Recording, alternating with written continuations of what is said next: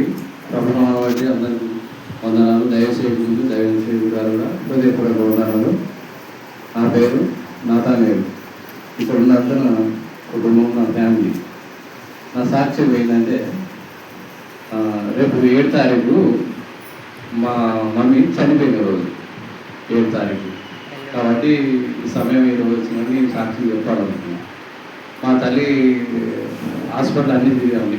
నిమ్స్కు చాలా తిరిగి ఒక 2 రోజుల క్రితం చనిపోయే స్థితి చనిపోయింది. ఈ నిమిషాలు కూడా ఇక పట్టించుకొని ఉన్నారు.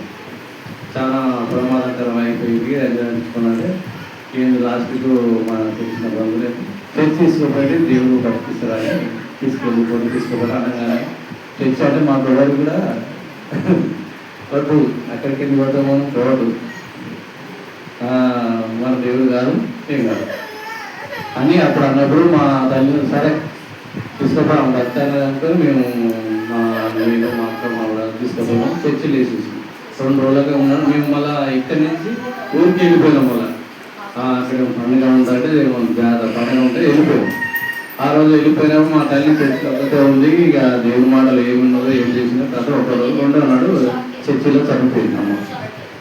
మా అమ్మ 2 ఎప్పుడు చనిపోయిందంటే 2008 2008 4వ నెల 7వ తారీఖు నాడు చనిపోయింది. చనిపోయిందని మేము అక్కడ పండుగలో ఉన్నాం. మళ్ళీ కథ వెంటనే అది మూసుకొని మళ్ళీ వచ్చేసినాం తీసుకెళ్ళాం. మా తల్లి ఇక చర్చిలో చనిపోయి నా కొరకు నా కుటుంబంలో మేము 2 అన్నదమ్ములను 2 అక్కజలను ఎవరు నమ్ముకోలేదు. నా తల్లి చనిపోయింది. తల్లి చనిపోయిన 3 నెలలకు మా నాయన కూడా చనిపోయాడు. చనిపోయాడు. ఇద్దరికి 3 నెలలు చాలా డిఫరెన్స్, చాలా దుఃఖంలో బాధలో ఉన్నప్పుడు, మరణకరమైన రోగం అన్నట్టుగా మానకర బాధలో ఉన్నప్పుడు మేము దేవుడిగా నా తల్లి నా కొరకు చర్చికి ఇవాళ నేను రావడం అంటే నా తల్లి చర్చిలో చనిపోయి నా కొరకు చర్చికి నడిపించింది కదా. దేవునికి వందనాలు సంవత్సరం అది సాక్ష్యం చెప్పాలనుకున్నాం.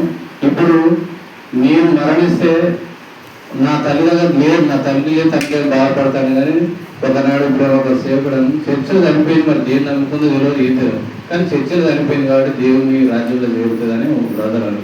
కానీ రేపు నేను చనిపోతే నా చెల్లిని కలుసుకోగలుగుతా, నా తల్లితో నేను ఉండగలుగుతానని నా 100% అందదు. కానీ ఇప్పుడు ఈ సమయంలో మేము పేరుంటాం. జీవకాల దేవుడు కూడా సర్వ మానవాళి బాబాల వరకు ఆయన చనిపోయిండు, మనల్ని అందరినీ రక్షించడం.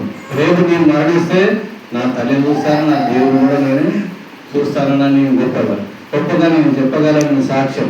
ఇవాళ నా తల్లి చనిపోయి పడుకుని చర్చకొచ్చాను, నేను వచ్చాను. ఇవాళ నా కుటుంబం అంతా కూడా దేవుని సన్నిధిలో ఉండడం. నేను నా ఇంటి వారను యెహోవానే మేము సేవించడం. అలాగానే మేము వాక్యానుసారం జీవించాలి.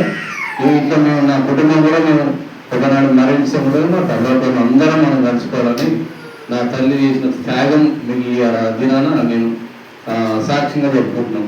చర్చికి రావడం అంటే నా తల్లిదండ్రులు మరణం ధరంటే నేను వచ్చాను. ఇంకొక సాక్ష్యం దేవుడు ఊహించుకున్నాడు.